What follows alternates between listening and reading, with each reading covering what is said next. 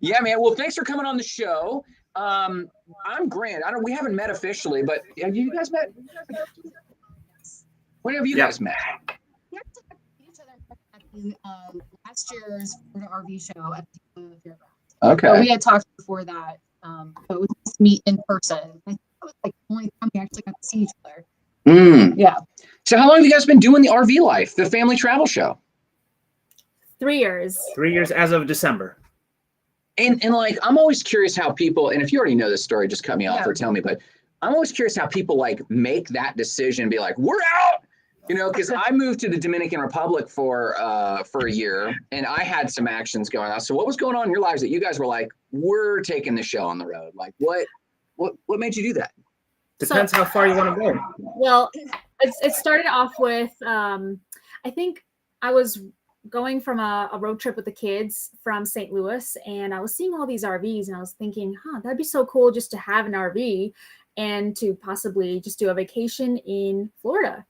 And so that little thought sparked me coming home and then immediately going to Mark and saying, hey, would it be crazy if we bought an RV? He immediately goes to Facebook and starts going and typing in RV. The first one that we saw is the first one that we saw online is the first one we checked out in person. And then we bought it on a whim. Oh, wow. And said, we don't know anything about the RV life. We just did something super crazy. So it was a vacation. So a little context is 2020, right? So 2020, we weren't sure if you can go to hotels. We do a Florida vacation every winter. So the idea was 2020, things might be shut down. She was like, let's get an RV. So we just bought the RV. We were like, okay, we're going to do a vacation in the RV. So that was the concept. So it was never meant to be an RV life thing. It was just meant to be a vacation. And we actually scheduled 2 weeks of vacation and that's it. Then just kind of started adding another week, adding and adding and adding. And we added a month, then 2 months. And we kind of liked it too much. And then kind of how it started. So fast forward to, I guess this was 4 months of the RV life, I guess. Well, of vacationing. Yeah, 4 months of vacationing. And then we come back to Chicago and said, let's just try to put our house on the market and see what happens. Just for fun. Oh, what year was that? You probably made out like bandits. 2021, yeah. Yeah. Nice. So the house sold in 3 days, and we had to get out of the house in 30 days, and that was it. Yeah. Then we hit the road, and we're like, oh my gosh, we don't have a house to go back to. Like, this is so odd. And the first week that we sold the house, literally the first week we sell the house, we go to our first campground. We just to kind of get acclimated in the first no house campground. As soon as we leave that first campground, our tire blows and rips the entire underbelly of the RV and rips all of our electrical. So half of the RV stopped working. Oh my gosh. So now, but at that time, RVing was going crazy. Everybody was remote working, everybody bought an RV. You couldn't find them anywhere on the streets. So you couldn't go to a tech now. So that was our problem. We started calling RV shops. Nobody could repair the RV. I remember one shop said, okay, just to look at your RV, there's about a 3 to 4 month wait time, but you have to keep it, and you have to keep it there. So we had to keep it there. Now that's just to look at it. That's not to fix it. To fix it is another X amount of months. And X amount of dollars. Yes, a ridiculous amount. And we went to one place, we called another place, and we kept calling. And ultimately, I just had to fix everything myself. Yeah. Dang. You hear those stories. I feel like there's like a hazing that goes through when you go from house life to the RV life. There's like, everybody has a story because a lot of people just started doing it and they didn't I wouldn't have known anything about an RV, and you just learn by trial by fire. Like it's like these crazy things happen like that, and you have to figure out how to fix stuff on your own, so wow. Yeah. How old are your kids? You have kids? Yes, we have two, a son and a daughter, and our son is 11, our daughter is 9. So at that time, go ahead. Yes, go ahead. No, what are you going to say? I want to hear this. So at that time, they were much smaller, so they might have remembered, fragments of what happened. But Aria, she would have been 6 when she went into the RV. So she probably has more memories in the RV than she probably barely remembers everything about a house. Right. So her entire life is just like being in a tiny cramped space and just riding around. Right. That's her normal, right? Like that's her life. So you guys got out, and I don't know if you ever talked about this. And I don't know exactly what year we met in your journey, but when did you guys decide that, okay, you're on the road, you're doing this thing, and now we want to monetize, we want to become content creators, because you're really good at videography, and you guys are just like a dynamic duo in general when it comes to like talent. And so did you already kind of have some of that experience? And did you know when you started out, like, we're going to probably end up being content creators? Or was it just like a process of seeing and meeting people in the community and going, hey, they're making money, we should consider this? So prior to the RV life, we actually had a food blog, and I was in charge of like making sure there's articles and a website that was, producing a lot of, food articles about, Chicago food and like where to find the best food. So it stemmed from that. I did that for 2 years, and then we went to the RV life, and we were like, oh, well, we don't have a 9-to-5 now. We're not, working on our business. And so what do we do with all this time? And Mark, he's a very driven person. So being at home, he was very bored most of the time. So he's like, okay, so why not do a, content creation and start? It started off with the other channel, the Travel Mom channel. So that was more of just skits, comedy, stuff like that. So it was, everybody was doing it. This was 2021. So it would have been, we sold the house, and then 2 months later, we basically jumped into it. But it was not the family travel show. It was the original channel. And that one went hyper viral, and it became very big, very fast. But then a year and a half later, basically the family travel show is, in theory, technically only in existence. So it's kind of like two sides to the story. The first side is, let's do content creation because we did have that background. Maybe we can do something with it. But that was a different channel. The family travel show is technically only 9 months old. So the family travel show only got started recently. And that was after hanging out with all the content creators who said, hey, why don't you guys stop the marriage stuff? Well, not stop it, but why don't you put as much effort into the family travel show? So you can see the two different styles there. But the videography is more of just me constantly educating. I'm always watching courses, videos, how to do better videography, cinematography, always just retraining myself on how to do better storytelling, if you will. So you can even see from when we just started 9 months ago, and that's actually Pigeon Forge was the first time in a sense that kind of kicked it off. Because back before that, it was just called Lav's Guide. It was literally her food blog, nothing, just pictures. So only 9 months ago. And so you guys jumped into putting more effort into the family travel show, and it's been 9 months, but you guys have grown drastically. So what do you think has been the secret sauce for you guys? Or, can you attribute it to one video, or kind of like how's it really taken off for you? There's a lot. It's, if you take a pie chart of what people are doing wrong and what people are doing right, that I would say everybody is creating video that's for their aunts and uncles. Like, hey, look where I've been. Well, that doesn't cater to the average person, right? There's a different way. And this is mainly just because of the education I've been learning. Like, I'm watching how to film something. And I always go like down this like rabbit hole, my own mental rabbit hole of saying, if somebody's sitting there scrolling like this, and you can go up and show a water park, and you're like, cool, that looks like it's somebody's kids. That looks boring. But if you scroll up and all of a sudden you see just a slightly different angle, a slightly different color, a slightly different perspective, why is that an ad? Is that a movie? Why does it look like? But it looks like average people doing it. And I would say I think that goes under the banner of quality.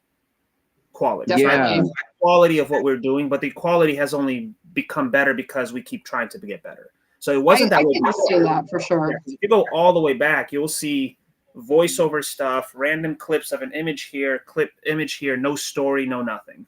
So it was just more of a progression. It kind of kicked off in summer.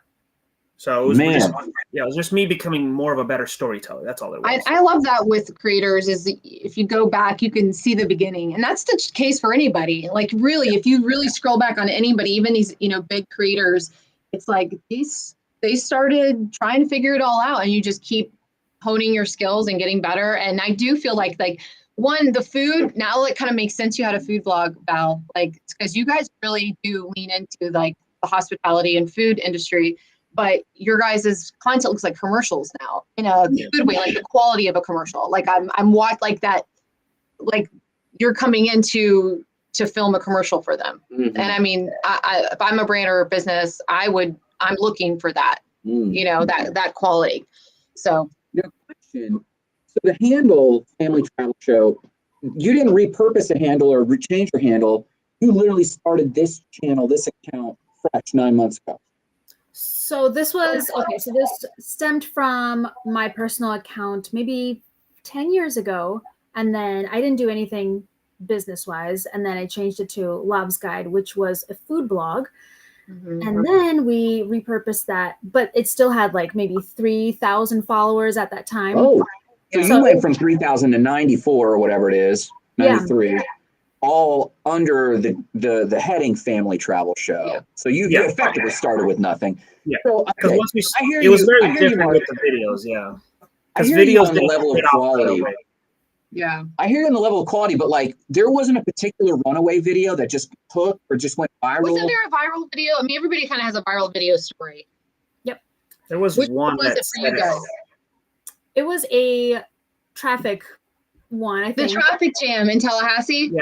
Traffic jam. Yes. Yep. It's way down. Is it way down? Yeah. Okay, I'll find it later. Yeah, the traffic jam one, that's the one that just people were complaining that we were complaining about traffic. Yeah. Haters. Right?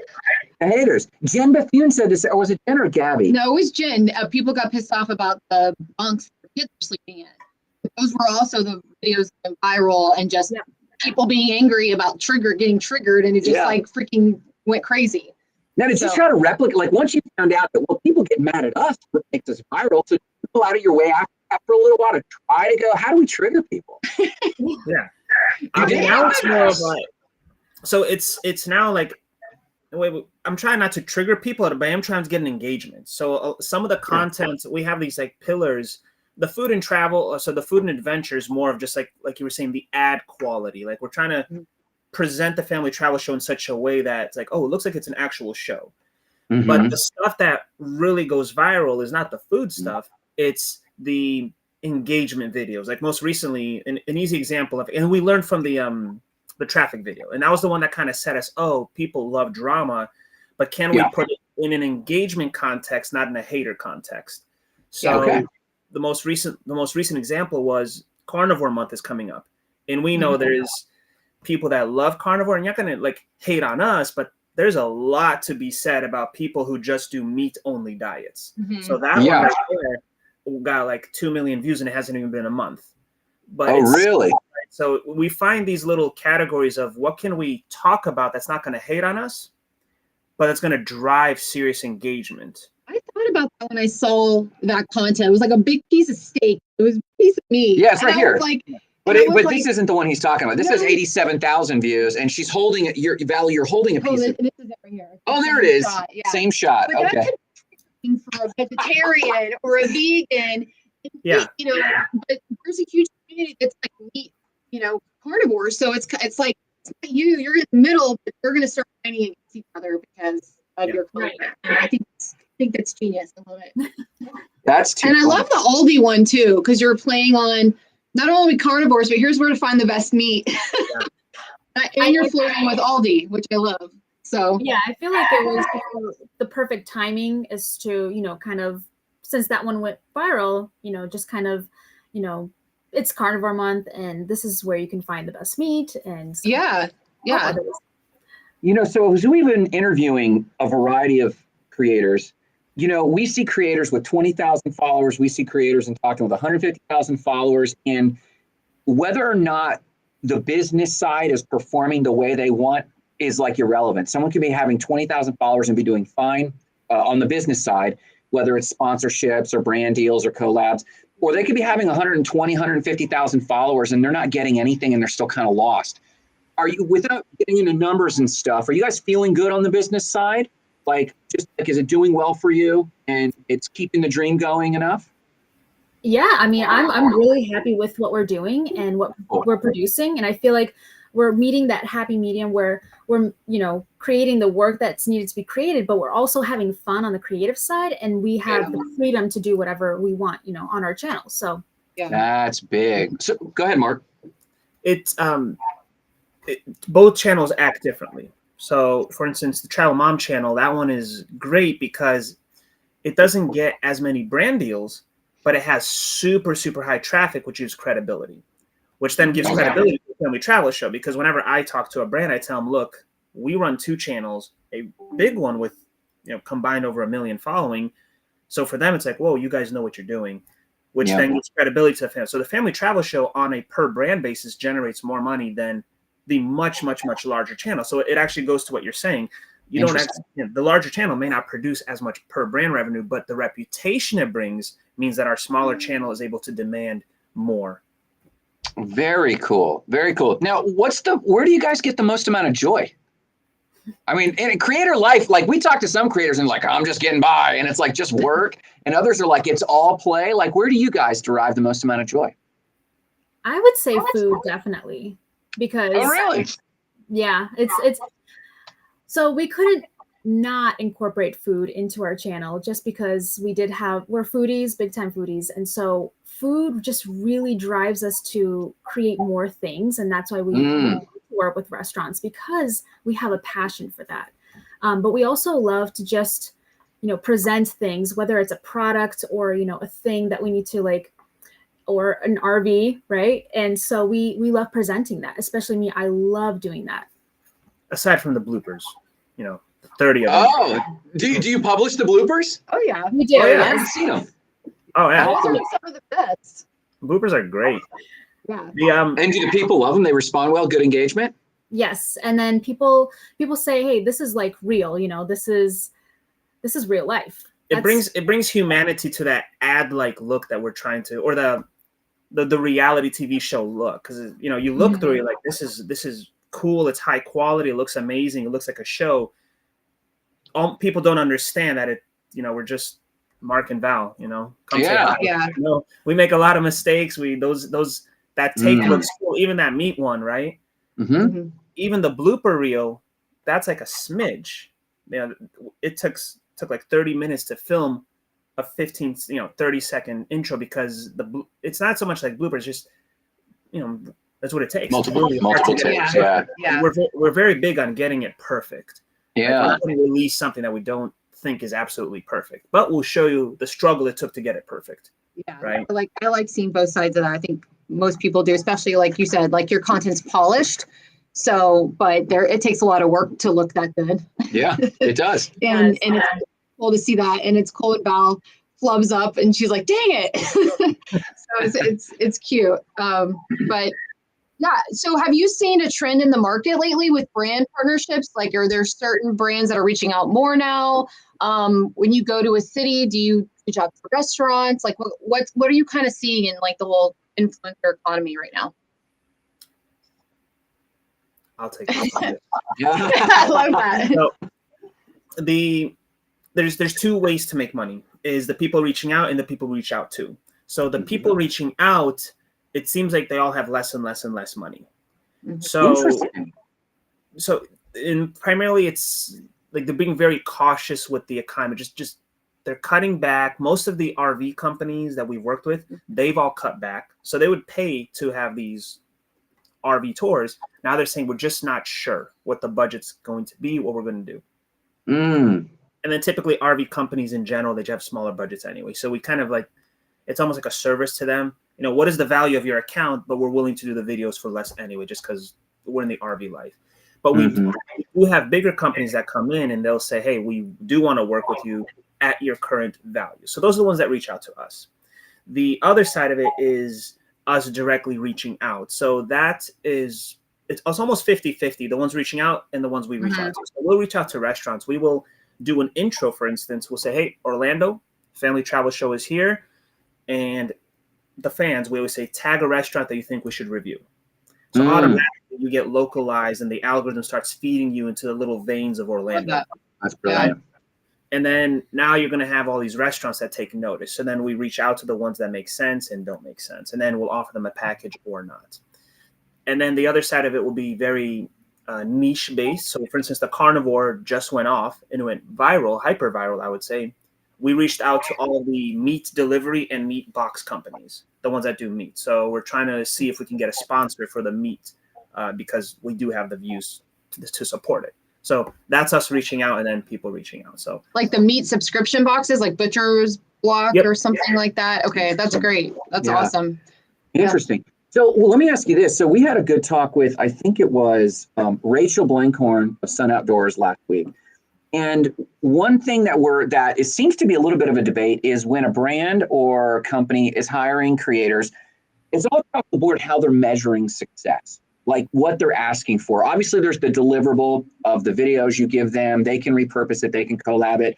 But what are they asking for explicitly in terms of how they express is it just successful measurement? There you go. Yeah. How do you word Do that? they want you to have so many likes? Are they hoping to go viral? Is that something that's been expressed when they're negotiating with you? Yeah, what are the metrics they're looking at that when they go, hey, Val and Mark, this was a total successful campaign? Like, what are they looking for? I would say a mixture of things. I think as long as it's all about balance. So I think a balance of engagement, people wondering, hey, where can I find this? Or where is this located? So I think engagement is huge. And views, I guess.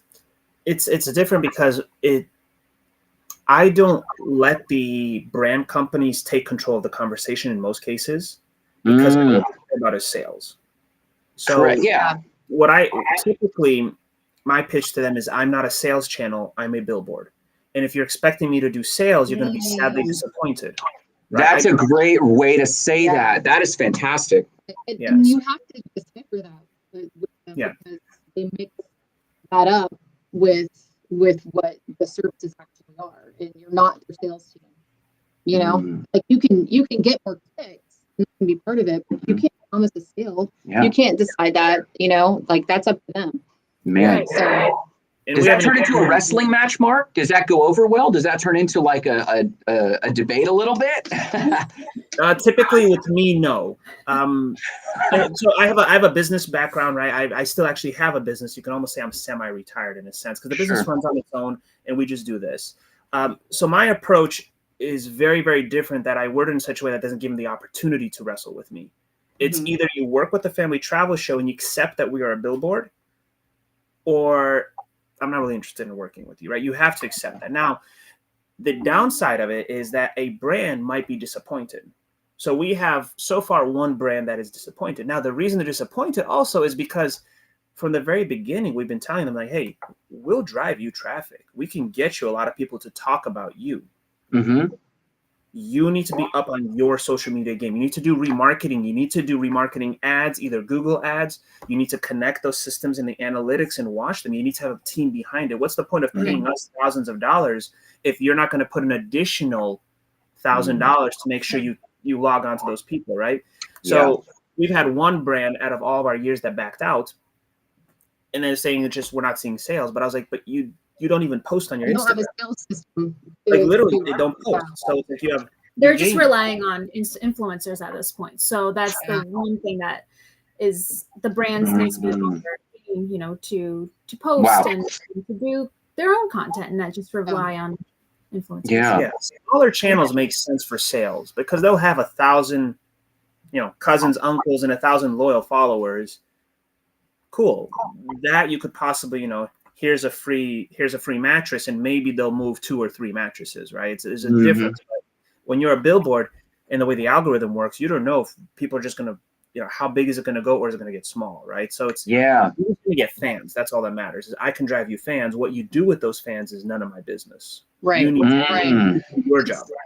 Great conversation to have, and that's something for influencers to keep a lookout for when they are negotiating with a brand is what expectations are, what the ROI is, but also where does that line end? Because you can bring the customers or the clients to the website, the landing page. Even that, if that doesn't convert, that's still not your problem. That's their business kind of thing. So It's definitely something, if there's creators watching, to consider when you're talking, like how much is sales really involved in this. So that's great. Now, real quick, I know that watch the clock a little here, but let me ask you, you mentioned some mistakes. What are some of like the obvious mistakes that those starting out who look at your account and they're like, I just want to be Mark and Val? Like, what are the mistakes that they're making that you could advise people to avoid? Top 3 tips or top 3 mistakes people are making when they start out as a travel influencer? Absolutely. I think one of the things that people tend to do is they try to do like a number of things, you know, and instead of saying like, oh, I'm going to focus on this one niche and focus on that craft. I've seen some creators do like travel posts and then they'll do like their makeup the next, you know, and it kind of confuses their audience as to what they're doing. Or they'll do like a trending sound versus, you know, like them talking about something, and it's confusing the people, like, what are we here for? So I think that's one thing to consider. It only makes sense like a pillar, right? So like if that's a pillar, then cool. If you're a traveling makeup artist, then it makes sense. But if you're showing your kids and the next thing you're doing is makeup, then it makes no sense. Right? So you choose, we're a traveling food channel. So that makes sense to show the RVs with that, right? Then those pillars make sense. You know, what are your main pillars and do they make sense in your lifestyle? I mean, that's a pretty important one. I would say quality of video is super important, right? We're very big on, if you're looking at a screen, like the biggest thing is if you have your phone out like this and you're looking at it, well, there's a random thing on the floor over there. Why don't you move it? You don't need that random thing. It's a distraction. Yeah. Interesting. You're filming random things and that's a distraction. That's a distraction. So we're very big on what does it actually look like? Like we'll actually we'll put the camera up and look at it, be like, okay, that needs to get moved. That needs to get moved. And we'll put it back. But just aesthetically pleasing. Yeah, aesthetically pleasing. Yeah. It changes the viewer and mess up the real too. Yeah. Wow. Yeah, that's pretty much it. And then watching videos on how to do better videography.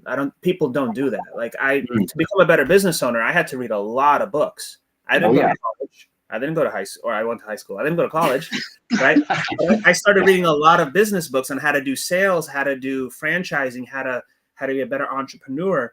And those made me the person I am now. And then, well, as soon as we started doing a more film cinematic style, then I started watching videos and videos and videos on how to do better storytelling. People don't want to take the time, right? Just to watch a little bit. The biggest differentiator, I think, between creators is that, you know, there's some that take it really seriously, like a business, and they educate themselves and they get better. And there's some that stay in the zone of like, why isn't it working? And you could just look at their Instagram and go, well, the aesthetics, they're not there. And it's like really simple tweaks to at least get started. But you just got to treat it like a business if you really want to get brand deals and grow. Absolutely. Yeah. So congratulations to you guys for doing that. Yeah. So what's the horizon for Family Travel Show in 2024? What was that? What are you guys looking forward to doing in 2024? What's on the horizon for you guys? Well, 2024 is, I mean, the ultimate goal is international travel, right? Take the Family Travel Show internationally and have people look at those different things. But 2024, for the most part, is we set a goal. It was a very lofty goal of getting 100,000 by the end of the year. So that would have been 9 months to get 100,000. We got close. You did. You know, this year we haven't really set the goal yet, but I think this year is going to be, for the most part, try to double or triple the size of the channel. Wow. Okay.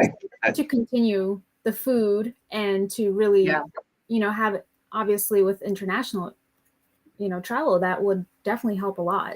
And to speaking of international travel, Val and Mark, we sent you 2 accounts. One was Discover Puerto Rico and one was Visit Colombia. Before we jump off, could you guys, especially like with your aesthetic and like your knowledge of videography and imagery, could you guys look at those accounts and tell us which one you think does a better job of making you want to travel there? We have this a little bit. You guys, I believe I looked at your link tree. You do advising and audits, correct? Yes, I can. Yeah, so we saw the audits, and then we've also been in some conversation with an organization that runs all the marketing and influencer work for the country of Colombia. We're in talks with them right now. Yeah. So every episode, we try. We didn't last episode. We try to actually profile the accounts, especially with influencers who have been doing it themselves. And we're finding that influencers literally have more experience than a lot of tourism boards or Ministry of Tourism, like the country of Colombia. So if you have a quick second, is that what you're getting? Yeah, if you could look at it, I think if you can I sent it in messages. Let me see if I can pull it up over my other screen. All right. So Instagram, right? Yes. Yeah. All right. So which one is it? No, she sent it to me. To the. The first one was Discover Puerto Rico, but we can start with whichever one you have up. Got it. All right. So Discover Puerto Rico.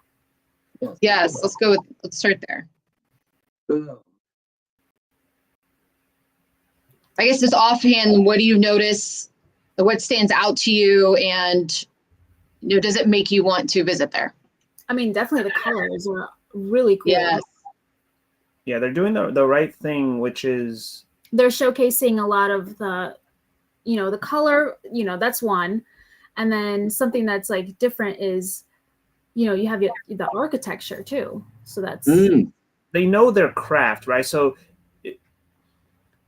had you never been to Puerto Rico, you have a filter. What am I expecting from Puerto Rico? I'm expecting certain foods. I'm expecting certain images, certain different architecture, culture. Right? Mm-hmm. So from the very beginning, just the actual images look great.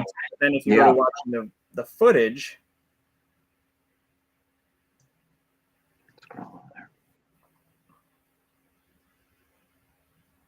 there's definitely food on there, Val. Yeah, they have a whole foodie bill. What do you think of you? I was like, she's gonna like that. Yeah, I definitely love that. And for reference, we've been also trying to approach a gal that works for Discover Puerto Rico. They're the arm that brings in all the influencers. And believe it or not, one of their contacts actually works out of this co-working space right out the door. And so we've been talking with them a little bit of like, well, they have they actually have an event that's for influence in Puerto Rico. So we're talking to them about this. We were profiling this account. So that's interesting that you call that out. And you were watching the video, Mark. Did you see anything or notice anything in particular, any call outs or any improvements you would do? So that quality is really good too. So I mean, here's the thing about it. For a city, this is exactly what you would do. Mm-hmm. So this right here is actually what would be done. There's no need to do a personality. There's no need for a person.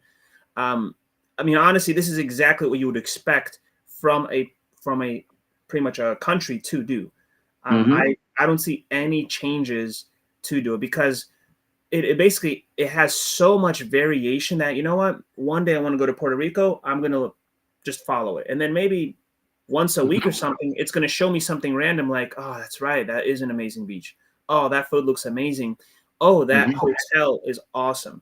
They are actually doing the exact thing that they should be doing, which is showcasing different flavors, different landscapes, different architectures. Yeah. There's no need to do anything more than that. I don't really see that. Wow. They're doing exactly what is necessary because I would have done it this way had I run the channel, right? Yeah. And the quality is on par. We've been really impressed with their profile. Yeah. I brought and for reference, like, I had recently traveled to Costa Rica, so I brought up Costa Rica's travel channel, and we were comparing the first time between Discover Puerto Rico and Costa Rica. And we were blown away that Puerto Rico destroyed Costa Rica's profile. Felt odd. It felt empty. It felt lost. They didn't do the graphics this way. There wasn't a lot of diversity. So, you think Costa Rica, like you said, Mark, the filter. My filter of Costa Rica, especially as a surfer here in Florida, was like, this is going to be the best account ever. And it really wasn't compared to this one at all. Well, let's jump over to Colombia real quick. Okay. And this one it's just Colombia.travel. You should have that one. Mm-hmm. And these are very close in our opinion, but we'd love your insight into what you're seeing here. So hold on. You sent me visit_Colombia. So let me go to the one that you're looking at. Oh. Wait, hold on. Oh, I did send you the wrong one. It's Colombia.travel. Sorry about that. Well, what is it say? Got it. Okay, 320, right? 320. Okay. Yes, sir. Travel. Okay, so same thing. Images look right away. The images look beautiful. Let's watch the content. Yeah. I mean, here's the other interesting thing. For such large accounts, they don't have a lot of engagement. Mm-hmm. Are they bot followers? It looks like they were buying followers.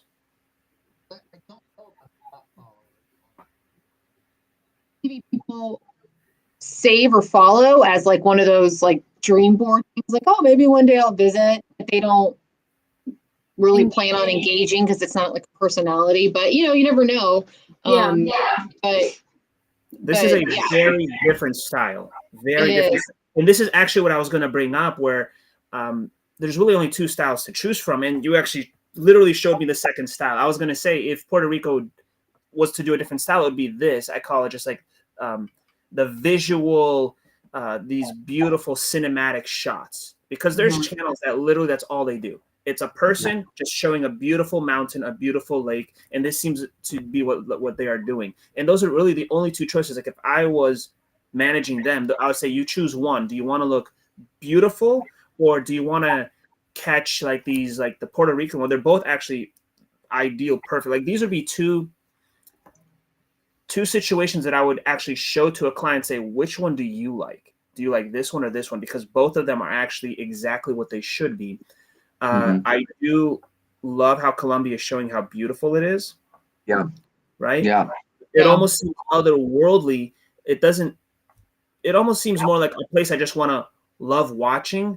But like Puerto Rico has like that personality to it. There's not showing much personality here. Puerto Rico has personality. I'm like, oh, that looks like a fun place. This just looks like a beautiful place. So it's two very. And I don't know how I don't know which word I would land on, but one's almost landscape driven, the other's people driven, one's culture driven, the other's like landmark driven. I'm not really sure what I would label it, but I put down there that there is this. You're right, the Colombia one, like even this picture we have on the screen of the Andes, it's just like I just want to sit and stare at that. But the Puerto Rico one, we saw one of their videos about the entrepreneurs. And the entrepreneur, it was just showing all the local business people. And it was this culture of like, oh, I want to like the food vendors and stuff, Val. Like, it was just like, I want to hang out with those guys, you know? You feel a little bit more connected because you see people. Yeah. We do have a comment from Sarah. It's for IG page. What should the ratio of beautiful natural beauty images versus people from or in that place? Is there a ratio that you would like lean towards? These are two completely different styles. You cannot mix the two. You cannot mix the two, because somebody who's going to be coming here for this visual, beautiful stuff, that's what they'll be expecting, right? And if you're going to do the other one, then it's got to be, you can show them, because they already have landscape. So it's again, it's just mixing two different styles. They're already showing landscape, just not in a beautiful way. They're showing it in a fun way. So so I would just leave the two separate. So if you want to show landscape in Puerto Rico, keep doing it the way you're doing it, because you already have people that are expecting it that exact way. I would say a good mix is always good, just to show everything. Yeah, I'm with you on that, Val. If you guys were contracted with either one of them, we'll just go with Colombia. What would you suggest as engaging content? Because like you said, they don't get a lot of engagement. So what do you think would be a great, I guess, destination experience that you would want to share, not only with your audience, but show them that maybe showing you going down that river or experiencing the food, you know, what do you think what would you do in an influencer partnership with? So I would do something that is, you know, kind of crazy, you know, maybe bungee jumping off like a huge bridge, or, you know, showcasing the beauty, but also doing something crazy. Or like someone eating, you know, like a very unique food, and like, this is crazy. We got this in, you know, Puerto Rico or Colombia or, you know, wherever. And so kind of showing people what it has to offer. Yeah, I like that. It's all about the hook. What is the hook? Like, can you get them hooked in the first 5 seconds? Right? That's really all that matters. And we would have to find something that hooks instantly. Right. Is it the landscape? Of course, then we would add the personality aspect of it. But it would definitely be different than Colombia's style, because theirs, again, is that visual, just landscape visual shots. There's no in any of these videos. Which is like, and that's a great call. And I would ask, like, when you go, say you're driving the RV somewhere, or as you look to doing international travel, do you try to do that research first, or do you show up and go, hey, okay, this is what I think we should do on the cuff because you're there and you're seeing it real time? Which is it, or is it a mix, or how do you, creators, what's your approach? I would say we're more spontaneous. And yeah. Okay, super cool. Well, okay, for the sake of time, where can people follow you best? Is it just Instagram, or are you on other channels as well? So we're on TikTok as well and YouTube. So. Okay, excellent. And do you have a preference where people will visit or follow you at? Usually Instagram. Instagram is where we're at. Well, we really appreciate your time. We're going to go wrap up the rest of the show. We'll follow up with you guys. So thanks so much for being on. It's been so really educational. Yeah, and we'll talk soon. All right. All right. Thank you. Thank you, guys. Bye, you guys. Boom. Okay, so what were some of your takeaways? I love talking to creators. I do too. I just love it. I mean, like what Val said at the end, it was like, yeah, you can go zip lining. You're showing the nature, showing the adventure and excitement, and it's going to increase engagement. I just really enjoy. We're in the game every day, and so it's just awesome to get their feedback. Well, and I think some of the creators that we've talked to, or even just riff with, when they're starting out, they're almost overthinking it, and they have less than 5,000 followers, less than 10,000 followers. And they're overthinking it, whereas it's like, and because they're overthinking it, it doesn't seem like it's fun. Yeah. And they keep making it sound like, well, it's not fun yet, but maybe when I hit this number or this number, it'll be more fun, or this will be more of an integrated experience for me. But I wonder, especially talking to fun people like Mark and Val, I wonder if that's the exact thing that's holding them back from it. Is when you think of it as a chore, then it's treated that way, and you can see it reflected in the content. But when they make that flip, that this is fun, if I'm going to do this for a living, then I'm going to have fun with it, and you can really see the difference in people's content from kind of blasé robotic to, you know, I'm just having a great time showing off my life. I'm showing my life, and I'm using, you know, these different like cooks and things, and yeah, I mean, you heard her. She was a food blogger, so she's keeping that passion alive, and you have to find that thing in your content that keeps it fun for you, and they're doing a great job. Well, everyone, make sure you follow Mark and Val at Family Travel Show. Go check them out. They're growing. They're doing big things. These guys actually seem like they have the business side more definitely than anyone else we've talked to. There's other people that are building community. Jen Bethune, shout out to the Bethunes. Like, they're really focused on the community side. That's big. Gabby, she's having a blast. She's having fun. But these guys really seem like they really zeroed in on the business. So if you're jumping in later, please go watch the replay. Mark and Val have a lot of really good insight. Follow them at the Travel Show. And I guess, I'm sorry, the Family Travel Show. I apologize. There's a lot of shows going on. There's a lot of shows. Family Travel Show. And until next Thursday, this has been Nicole and Grant. Show. There you go. Thanks for stopping by, guys. Have a great afternoon, and we'll see you soon.